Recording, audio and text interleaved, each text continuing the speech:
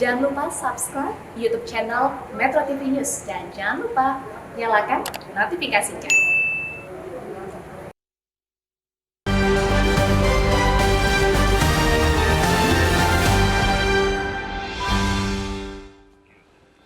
Selamat pagi pemirsa, kasus dugaan penyelewengan dana umat kembali mencuat. Kali ini melibatkan lembaga amal yang sudah dikenal luas di tanah air, Aksi Cepat Tanggap atau ACT. Terungkap bahwa lembaga itu memakai dana sumbangan masyarakat untuk membiayai hidup mewah para pengurusnya. 13,7% dari dana donasi mereka pakai untuk membiayai operasional, termasuk gaji dan tunjangan pegawai. Padahal pembiayaan usaha pengumpulan donasi hanya boleh maksimal 10% dari dana sumbangan. Pemirsa, inilah editorial Media Indonesia di hari ini Jumat 8 Juli 2022 dengan tema Tipu Daya Lembaga Amal bersama saya Leonard Samosir. Dan editorial Media Indonesia ini juga dapat Anda simak melalui MG Radio Network di frekuensi 94,7 FM di kawasan Jakarta dan sekitarnya. Para pendengar dan Anda semua bisa ikut menyatakan pendapat Anda dengan menelepon nomor telepon 021 583 9900. Dan pemirsa, pagi ini telah hadir bersama saya di studio Metro TV, anggota Dewan Redaksi Media Group, Don Bosco Selamun. Bang Don, selamat pagi. Selamat pagi, Leo. Sehat-sehat, Bang? Sehat, Leo. Selama ini kalau memberikan sumbangan, Abang periksa apa tidak itu larinya kemana?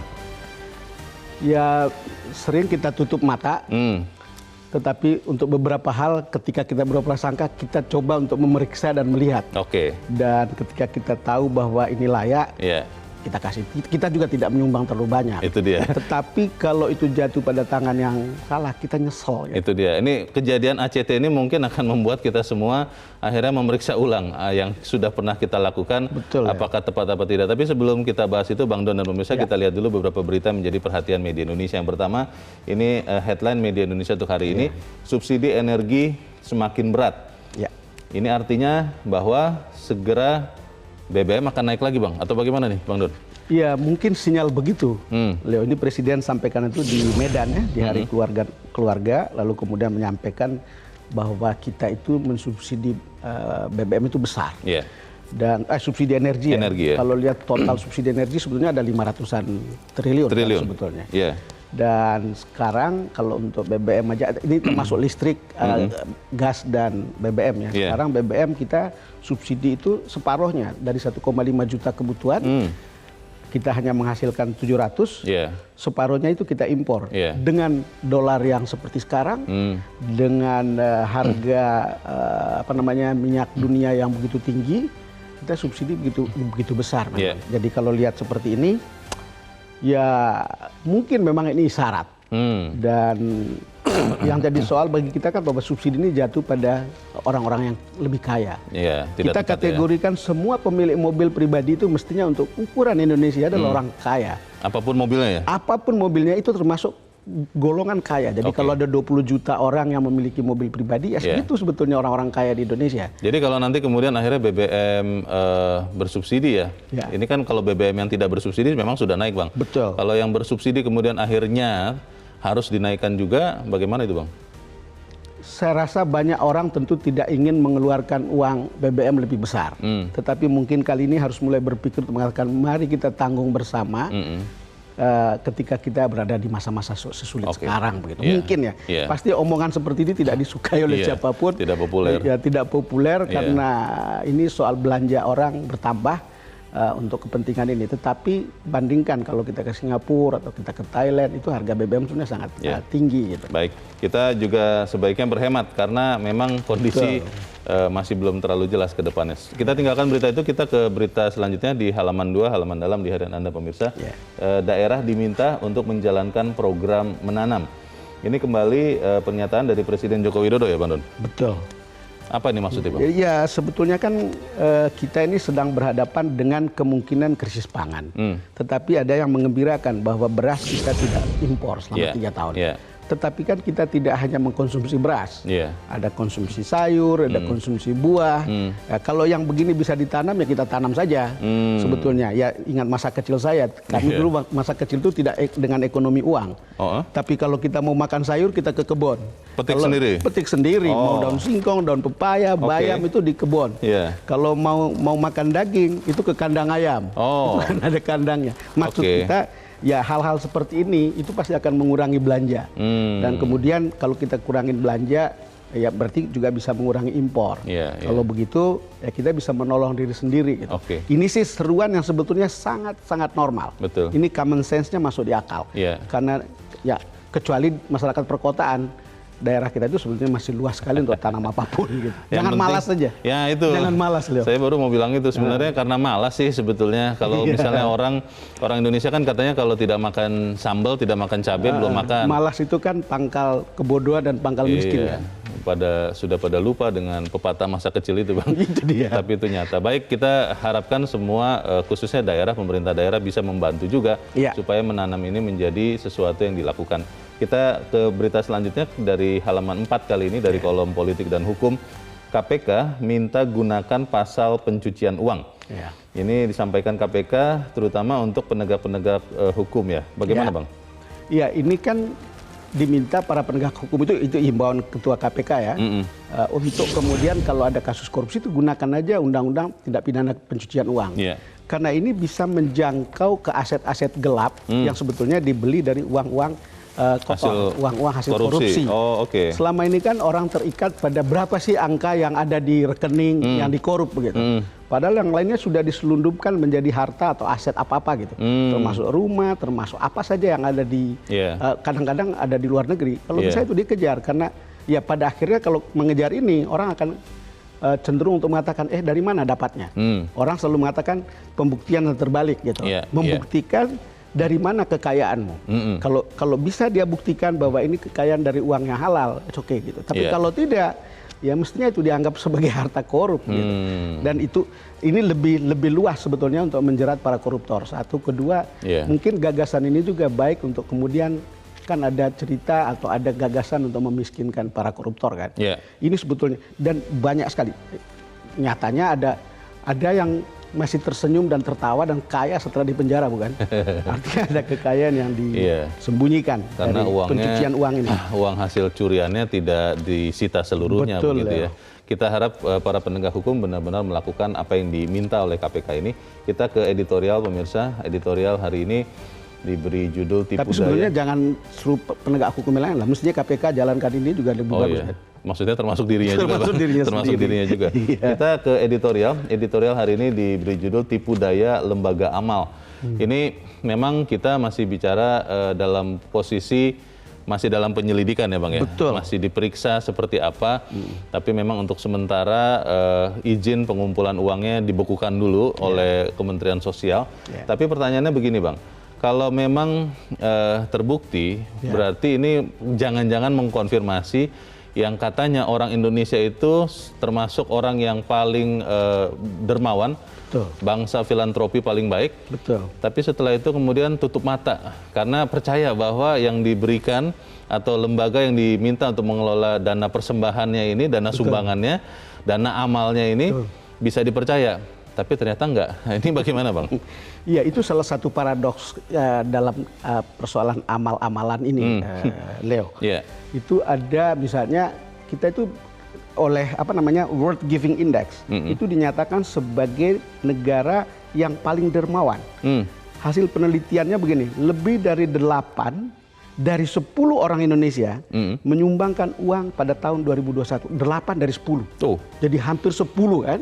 Coba bayangkan. 80%. Itu sebuah semangat yang kita sebut selama ini semangat gotong royong yang luar biasa. Tentu juga ada kebiasaan agama misalnya harus menyumbang, kemudian melalui zakat dan seterusnya. Tetapi ketika ini ada semacam penyalahgunaan, ya memang menjadi paradoks. Jadi ada orang menyalahgunakan itu lalu kemudian memperkaya diri sendiri, menikmati sendiri, lalu kemudian dananya dia potong lebih banyak dari yang seharusnya menurut undang-undang. Mestinya dana itu dipakai hanya untuk operasional, tapi kalau untuk kenikmatan diri sendiri itu paradoks yang bertentangan betul dengan niat orang yang mau beramal. Kita memberi sesuatu kan supaya sampai pada tangan orang yang sangat membutuhkan. Tetapi kalau di tengah jalan ini, ya lalu gimana Leo? Pertanyaannya Bang, apakah kemudian ini benar satu, karena kan kita harus menjunjung azas praduga tak bersalah. Lalu yang kedua, kalau ternyata benar, apakah hanya di satu lembaga ini? Kan lembaga-lembaga lain banyak ya, dengan latar belakang agama atau sosial. Ya. Lalu apakah kemudian masyarakat Indonesia berubah perilakunya setelah ini? Bahwa lebih cermat, lebih mencari tahu. Kita akan bahas itu Bang Donald. Pusat nilai editorial Media Indonesia untuk hari ini, Jumat 8 Juli 2022, tipu daya lembaga amal.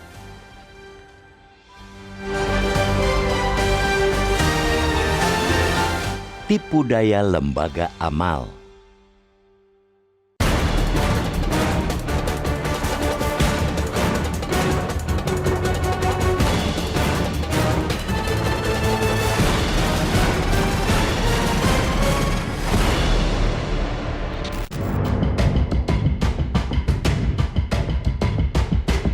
Kasus dugaan penyelewengan dana umat kembali mencuat. Kali ini melibatkan lembaga amal yang sudah dikenal luas di tanah air. Aksi Cepat Tanggap atau ACT. Terungkap bahwa lembaga itu memakai dana sumbangan masyarakat untuk membiayai hidup mewah para pengurusnya. Berdasarkan pengakuan pihak ACT, sejak 2017 hingga 2021, sebanyak 13,7% dana donasi mereka pakai untuk membiayai operasional, termasuk gaji dan tunjangan pegawai. Padahal, menurut peraturan pemerintah atau PP nomor 29 tahun 1980 tentang pelaksanaan pengumpulan sumbangan pada pasal 6 ayat 1, pembiayaan usaha pengumpulan donasi hanya boleh maksimal 10% dari dana sumbangan.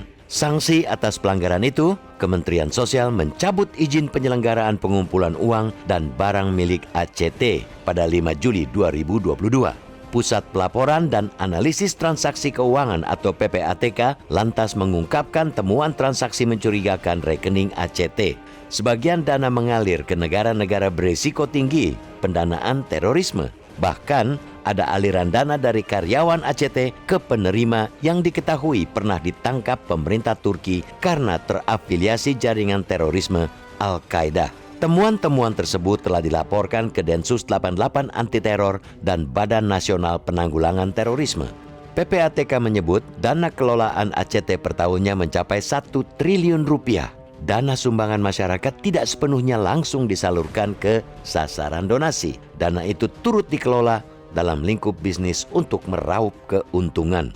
PPATK mencontohkan, dalam rentang 2 tahun, ada dana 30 miliar rupiah yang mengalir ke entitas perusahaan. Pemilik perusahaan tersebut juga ternyata terafiliasi dengan pengurus ACT. Pengelolaan dana seperti itu melanggar pasal 4 PP 29/1980 yang mengatur 7 bidang kegiatan sasaran sumbangan. Pasalnya, kegiatan bisnis atau mencari laba bukan termasuk salah satunya. Terkuaknya borok ACT menambah catatan buruk lembaga amal.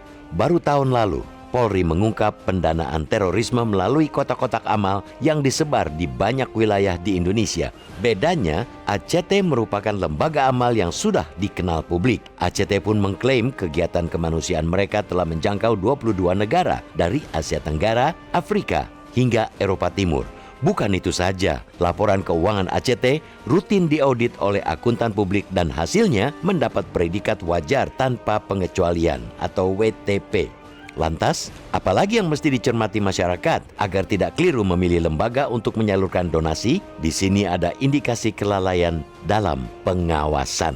Penegak hukum harus mengusut secara tuntas tidak hanya yang menyangkut dugaan pendanaan terorisme, tetapi juga penyelewengan dana secara umum di ACT. Akuntan publik yang memberikan predikat WTP juga perlu diperiksa tentang kemungkinan ada kong kali kong dengan pihak pengurus. Akuntan tidak bisa terus berkelit di balik pandangan bahwa predikat WTP pada laporan keuangan belum tentu menunjukkan lembaga yang bersangkutan bebas penyelewengan. Faktanya, banyak temuan kasus jual beli predikat WTP, terutama pada perkara-perkara tindak pidana korupsi.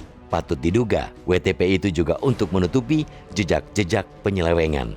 Tidak bisa dimungkiri, kasus dugaan penyelewengan di ACT telah membuat kepercayaan publik pada lembaga-lembaga amal merosot. Ajakan untuk memberikan langsung donasi kepada penerima pun menggema. Yang paling berat terkena dampaknya justru kelompok-kelompok sasaran bantuan. Banyak dari mereka yang akan luput dari bantuan karena donasi secara individual bakal sulit menjangkau mereka. Kesigapan penegak hukum mengusut tuntas tipu daya lembaga amal dan ketegasan pemerintah melakukan penertiban kita nantikan. Bukan hanya di sisi lembaga amal, melainkan juga dalam hal pengawasan agar kepercayaan publik pulih kembali.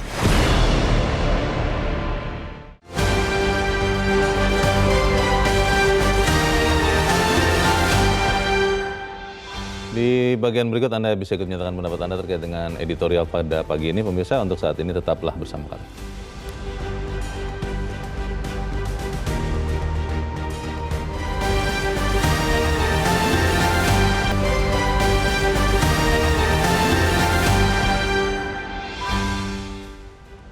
Terima kasih pemirsa, Anda masih bersama kami di editorial Media Indonesia. Bang Don, kalau melihat ini sebetulnya berarti orang Indonesia mau membantu, tapi dalam penyalurannya kelihatannya bisa jadi ada masalah, Bang. Bagaimana, Bang? Iya, tadi kan kita sudah bicara tentang paradoks tadi itu, Leo.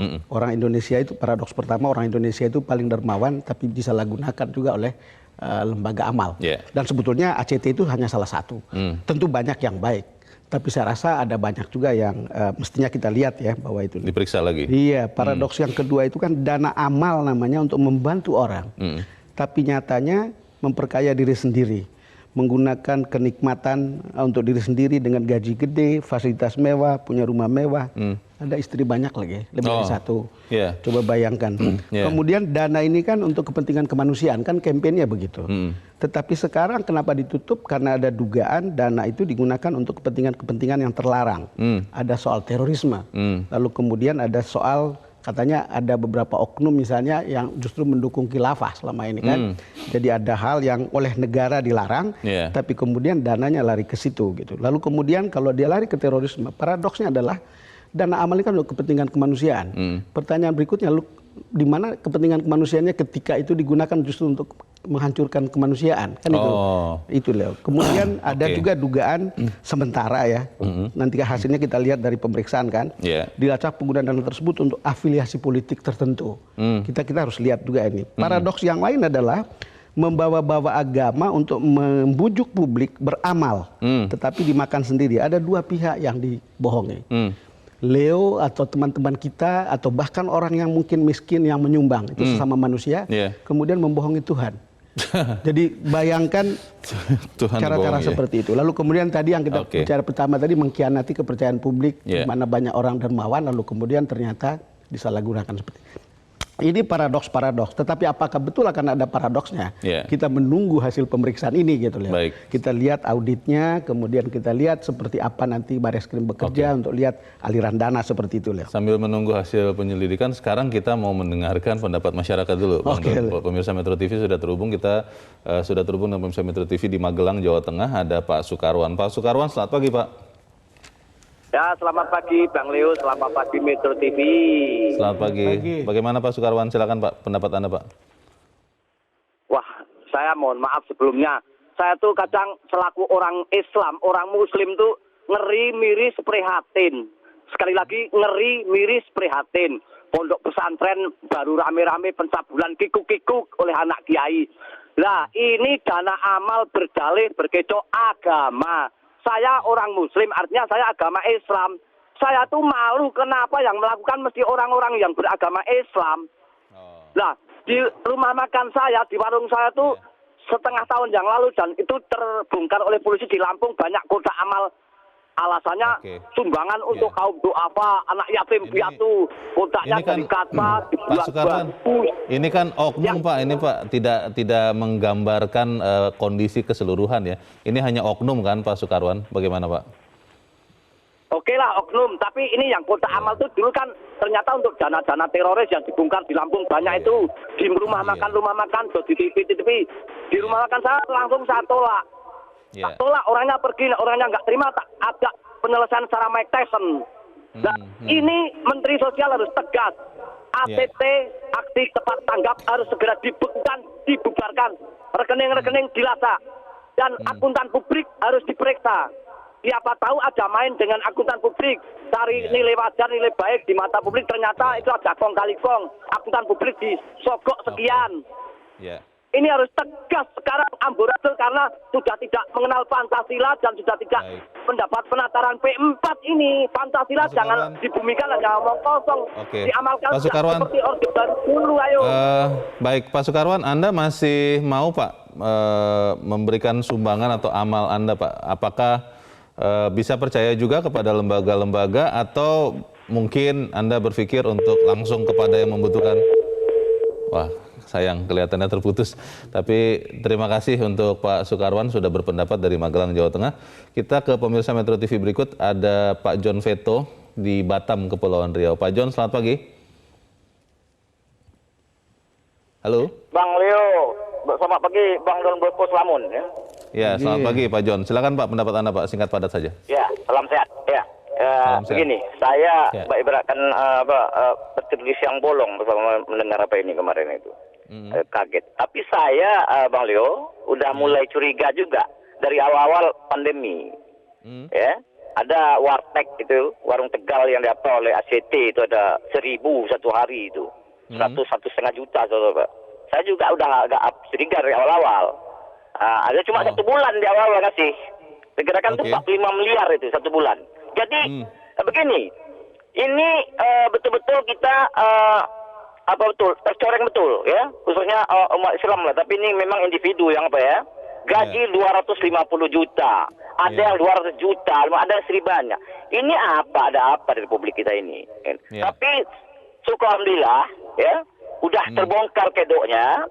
Kita minta aja lagi sekarang nih, Bang Donoto, ya kita minta, kita tekan, kita awasi bagaimana PPATK bekerja, begitu juga Densus 88, PNPB, dan gitu juga Reskrim. Ini dikejar ini, ya. Kasihan umat. Coba bayangkan, Bang Donoto, ya, masyarakat kita yang belanja nih buat pas-pasan, tapi karena untuk kemanusiaan disisihkan juga uang pas belanja untuk rumah tangga dia untuk menyumbang itu. Coba bayangkan ini. Ini sangat biadab menurut saya. Makasih banyak. Ya, itu aja. Terima kasih Pak John Veto di Batam, Kepulauan Riau untuk pendapat Anda. Selamat pagi Pak. Di belakang Pak John ada Pak Ondo Silitonga di Bekasi, Jawa Barat. Pak Ondo, selamat pagi. Selamat pagi Bung Leo, selamat pagi Bung Don Bosco. Selamat pagi, silakan Pak Ondo. Ya, soal ACT saya melihat ini bisa kita jadikan indikator bahwa rakyat Indonesia itu gemar beramal sehingga menjadi negara paling dermawan di dunia. Banyak orang mampu badan usaha yang gemar berdonasi, tapi kurang hati-hati. Indikator ketiga inilah bukti bahwa di Indonesia peraturan gampang dibuat, tapi pengawasannya kurang. Kalau WTP bisa dibeli, apakah dinas yang mengawasi tidak bisa dibeli? Itu jadi pertanyaan saya. Kalau 1 triliun 1 tahun itu ACT, berarti 10%-nya untuk biaya itu kurang lebih 100 miliar 1 tahun.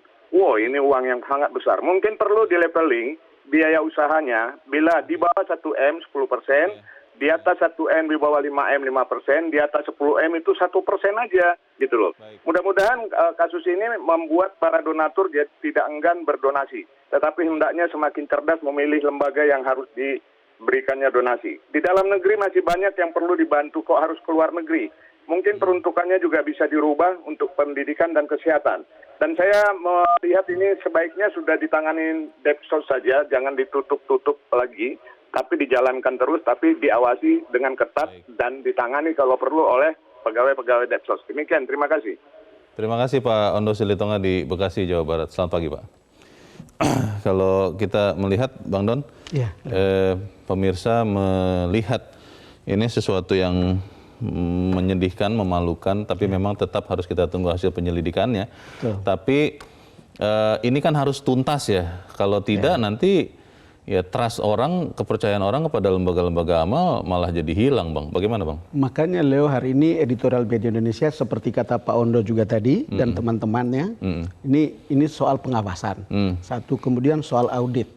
Kan sekarang banyak sekali hasil audit WTP. Wajar tanpa pengecualian. Tanpa pengecualian, lalu kemudian lembaga auditnya bilang kita tidak bisa belum tentu mencerminkan keadaan perusahaan atau keadaan lembaga secara utuh gitu. Tapi poin kita adalah bahwa ada juga jual beli WTP itu gitu.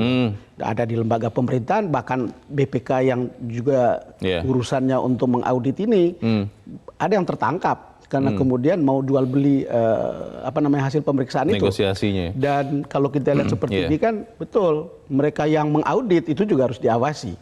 Lalu kemudian yang kedua, pemerintah betul-betul harus buka mata, aparat penegak hukum harus betul-betul punya telinga yang lebar untuk kemudian melihat dan mendengar ini supaya kemudian rakyat tidak gampang terjebak atau kemudian masuk dalam jebakan amal yang kemudian ternyata digunakan untuk kepentingan pribadi gitu. Tentu kita tidak mengabaikan bahwa sudah ada banyak hal yang dibuat. Betul. Tetapi kan idealnya sebuah lembaga amal you sacrifice, bukan you untuk kenikmatan kita gitu.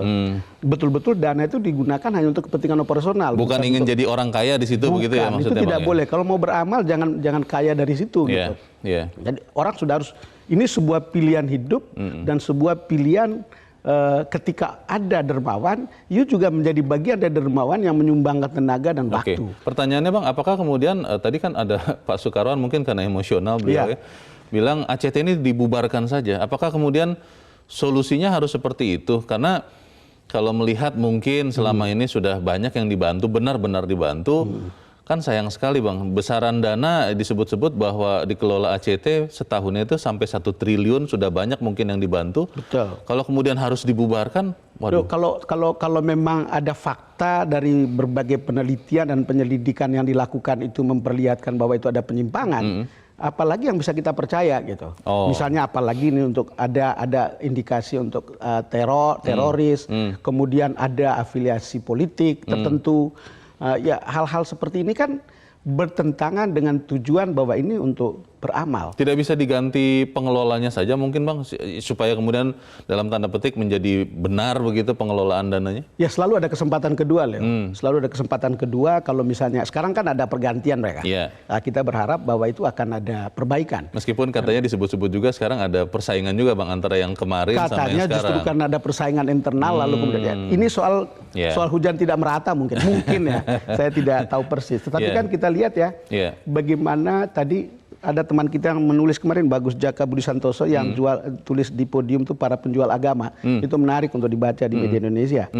Tapi maksud saya bagaimana kemudian ACT ini juga menarik perhatian para pejabat, menarik perhatian para politisi, menarik perhatian banyak orang gitu. Itu tanda-tanda ada gula ada semut begitu. Sekarang kan lagi sibuk-sibuk orang cuci tangan gitu.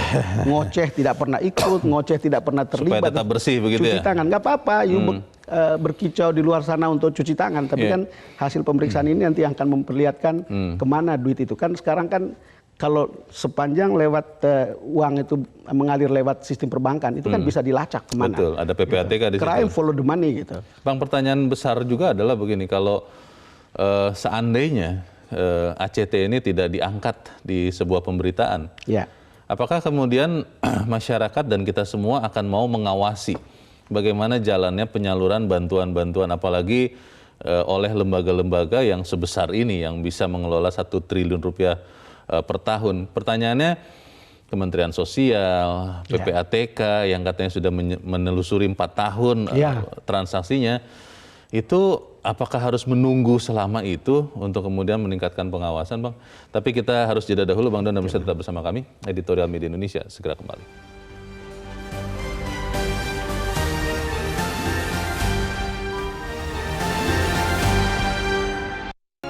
Terima kasih pemirsa, Anda masih bersama kami. Kita di bagian akhir diskusi kita pagi ini. Bang Don, apa yang kita bisa sampaikan supaya kejadian ini bisa tuntas dan kepercayaan masyarakat jangan jadi hilang? Ya, Leo, mudah-mudahan kita tidak berlebihan untuk ikut perasaannya Pak Soekarwan tadi. Dan saya kira itu perasaan publik pada umumnya. Bagaimana mereka melihat situasi seperti ini, ngeri, miris, prihatin, dan malu. Saya kira cara-cara seperti ini bukan hanya ACT, lembaga-lembaga filantropi apapun jangan sampai mereduksi dan melukai hati publik yang betul-betul ingin peduli dan ingin bantu. Dan saya rasa bangsa kita, salah satu yang mengikat kita itu adalah soal-soal solidaritas seperti ini. Kita punya pengalaman dengan dana kemanusiaan Media Indonesia, Media Group. Bagaimana begitu ada bencana, begitu ada kesusahan di beberapa tempat, orang bisa menyumbang dengan cepat, dengan sangat cepat, dan kita menggunakan uang itu dengan cara yang proper, termasuk diaudit oleh lembaga audit yang terpercaya. Transparan ya? Ya, kita dulu pernah pakai EY, sekarang pakai PricewaterhouseCoopers, dan itu reliable gitu untuk dicek. Tapi intinya adalah jangan sampai kejadian ini melukai publik sampai kemudian mereka kurang kepercayaan pada lembaga-lembaga semacam ini. Tetap diperlukan dan tetap perlu dirangsang publik itu untuk tetap peduli pada hal kesusahan-kesusahan atau bencana atau untuk menolong sesama gitu. Baik. Jadi dan pilihannya adalah ini harus dilihat tuntas, lalu kemudian diumumkan hasil penyelidikannya atau hasil pelacakannya atau hasil auditnya, lalu kemudian dengan begitu kita bisa percaya publik juga recovery secara mental untuk kemudian tidak nyesel, lalu kemudian tetap beramal begitu, Leo. Baik, kita aminkan itu. Semoga kasus ini juga tidak memakan waktu lama karena yang membutuhkan itu tidak bisa ditunda-tunda juga untuk menerima bantuan. Bang Don, terima kasih sudah hadir di tempat ini. Selamat pagi, Bang. Selamat pagi, Leo.